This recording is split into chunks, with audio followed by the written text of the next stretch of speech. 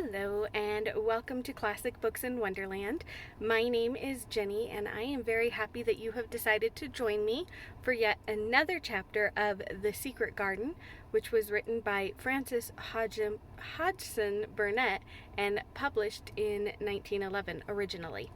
It is a lovely day. I am glad to be here reading. I'm just taking my little break from work to do this for you guys, and I've been looking forward to it all day. I was laughing at myself because I had gone back and looked at some of the more recent videos that I've posted, and once I post them, I don't usually watch them. I just post them up for you guys to enjoy. But I was checking on some things and trying to decide if I need to change some things up, and I was laughing because I think 2 days ago I said, "Welcome to Classic Books with Jenny" instead of "Welcome to Classic Books in Wonderland." So if you happen to see that video, that was my mistake. My head obviously was off in the clouds somewhere and I wasn't thinking straight. So this is Classic Books in Wonderland if you happen to watch that video.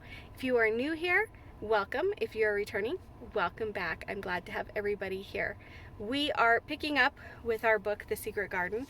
We are on chapter 20, I Shall Live Forever. But they were obliged to wait more than a week, because first there came some very windy days, and then Colin was threatened with a cold, which, two things happening one after the other, would no doubt have thrown him into a rage, but that there was so much careful and mysterious planning to do, and almost every day Dickon came in, if only for a few minutes, to talk about what was happening on the moor, and in the lanes and hedges, and on the borders of streams.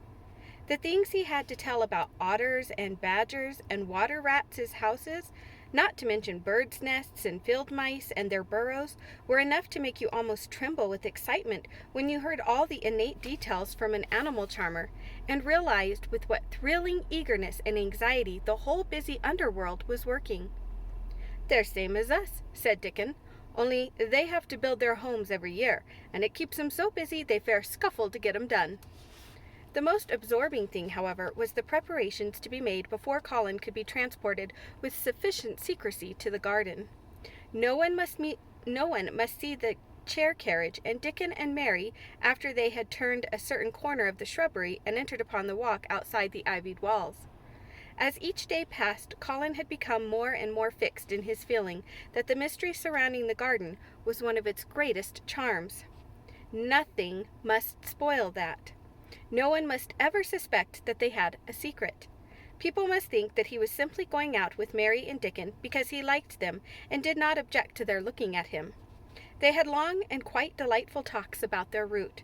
They would go up this path and down that one and cross the other and go round among the fountain flower beds as if they were looking at the bedding out plants.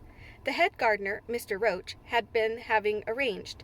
That would seem such a rational thing to do that no one would think it at all mysterious. They would turn into the shrubbery walks and lose themselves until they came to the long walls. It was almost as serious and elaborately thought out as the plans of march made by great generals in times of war. Rumors of the new and curious things which were occurring in the invalids' apartments had, of course, filtered through the servants' hall into the stable yards and out among the gardeners, but notwithstanding this, Mr. Roach was startled one day when he received orders from Master Colin's room to the effect that he must report himself in the apartment no outsider had ever seen, as the invalid himself desired to speak with him. "Well, well," he said to himself as he hurriedly changed his coat, "what's to do now? His Royal Highness, that wasn't to be looked at, calling up a man he's never set eyes on?"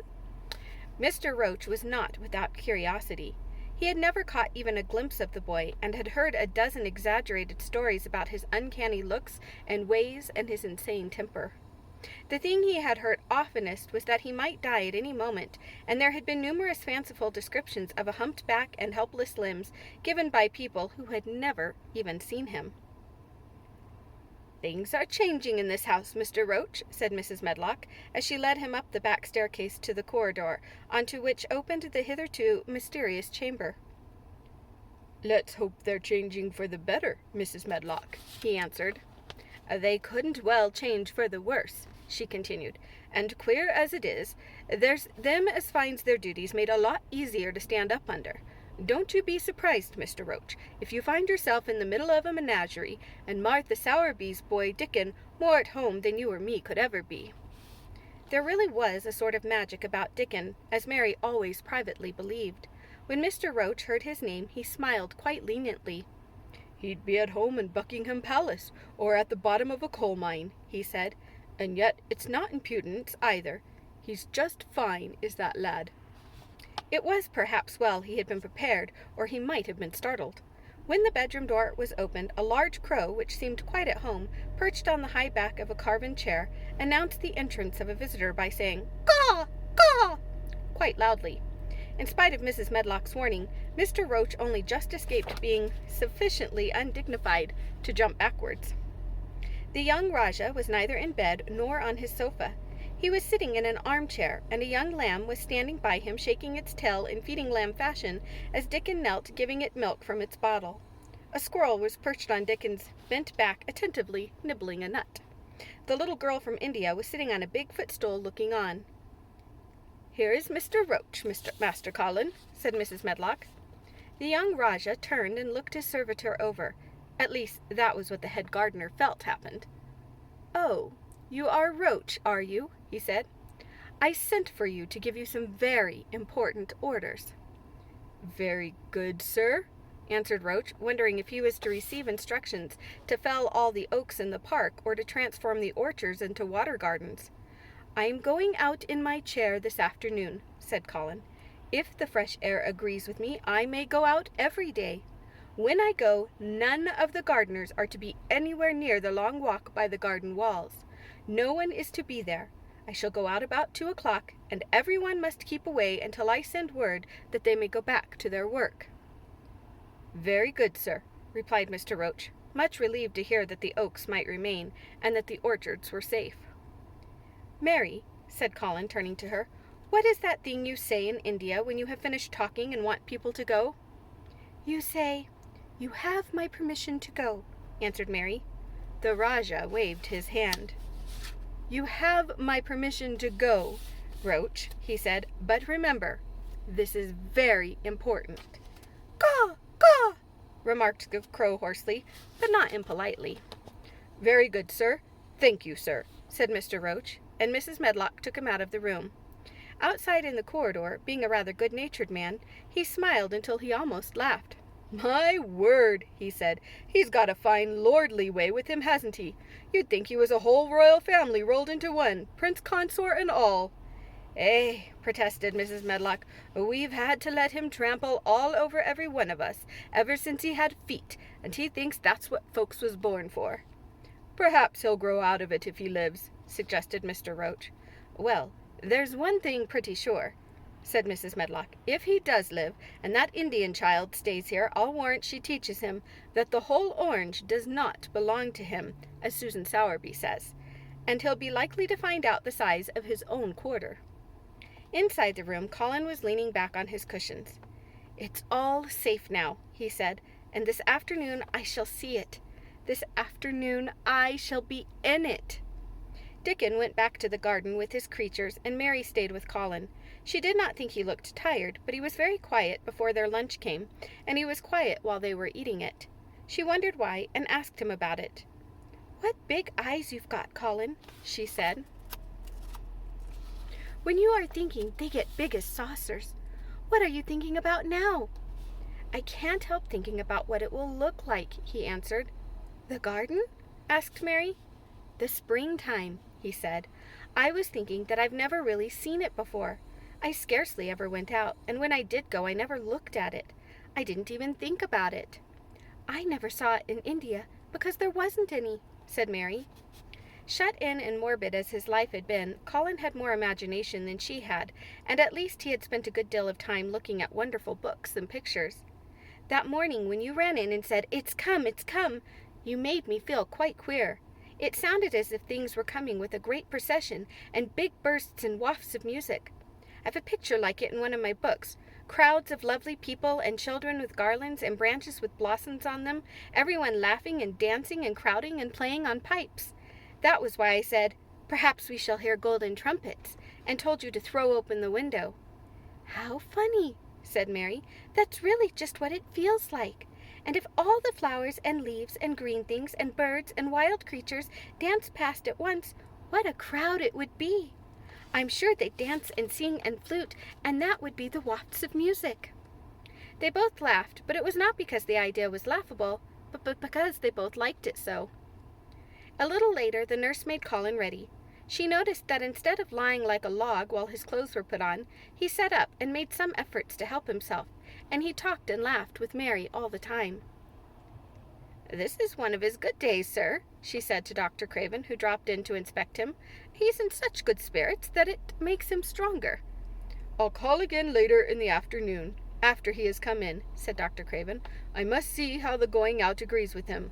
I wish," in a very low voice, "that he would let you go with him." "I'd rather give up the case this moment, sir, than even stay here while it's suggested," answered the nurse with sudden firmness. "I hadn't really decided to suggest it," said the doctor with his slight nervousness. "We'll try the experiment. Dickon's a lad I'd trust with a newborn child." The strongest footman in the house carried Colin downstairs and put him in his wheeled chair, near which Dickon was waiting outside. After the manservant had arranged his rugs and cushions, the Rajah waved his hand to him and to the nurse. "You have my permission to go," he said. And they both disappeared quickly, and it must be confessed giggled when they were safely inside the house. Dickon began to push the wheeled chair slowly and steadily. Mistress Mary walked beside it, and Colin leaned back and lifted his face to the sky. The arch of it looked very high, and the small snowy clouds seemed like white birds floating on outspread wings below its crystal blueness. The wind swept in soft big breaths down from the moor, and was strange with a wild, clear, scented sweetness.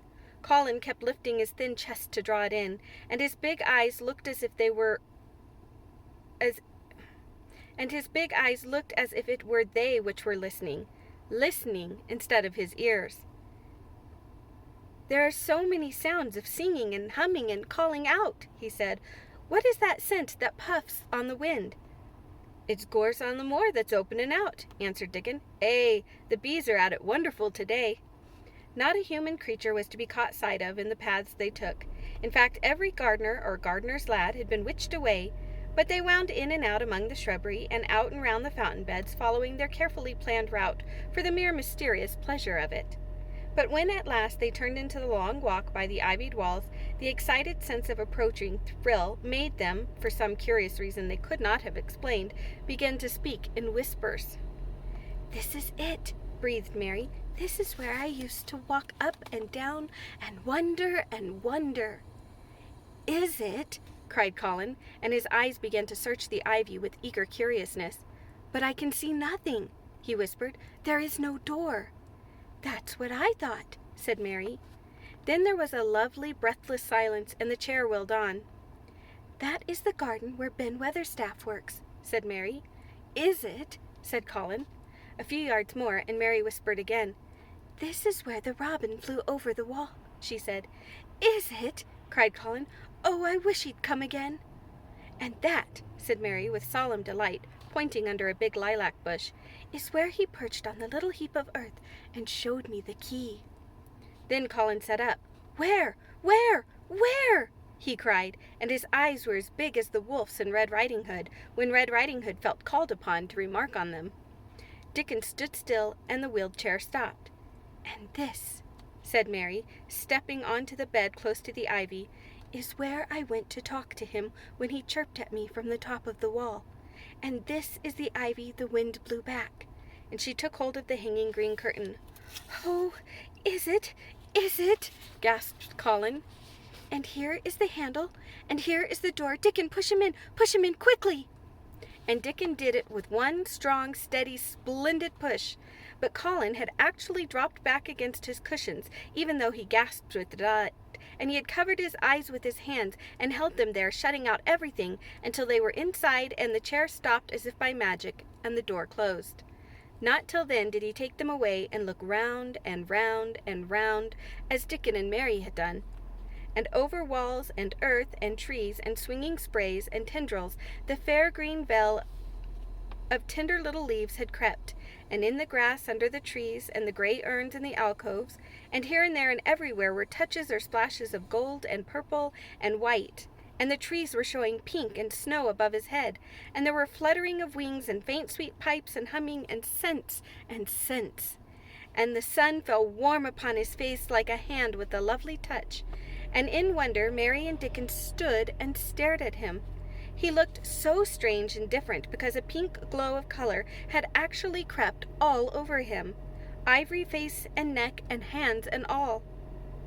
"I shall get well, I shall get well," he cried out. "Mary, Dickon, I shall get well, and I shall live forever and ever and ever." And that is the end of chapter 20. Thank you very much for joining me. I hope you enjoyed that chapter. It's so fun when Colin sees the garden for the first time. It's fun when they all see it for the first time, but really for Colin, because unlike Dickon and Mary, he'd been hearing about it and he'd been told what it sort of looked like, but until he actually went into it, it didn't quite meet his expectations. He had to get there to see it. So I think in this case it exceeded his expectations and the things that he had imagined about it, and he absolutely loved it. And I think for him this is a real turning point in getting better and hopefully growing stronger and living to grow up, as he says. If you are new here, this is the first time you've watched one of these videos and you enjoyed it, please hit that little subscribe bell. That will let you know every time I upload a new video. And I do make these videos daily, so there is a new video at least once a day. If you have any comments or questions about the story, if you've never read it before and you're not sure about something I've been reading about, please go ahead and leave those in the comments and I will be happy to try and answer them for you. And if you'd like to join us on Facebook, we do have a Facebook group called Classic Books in Wonderland, and I do post links to the videos there as well as other information about the books that we're reading at the time.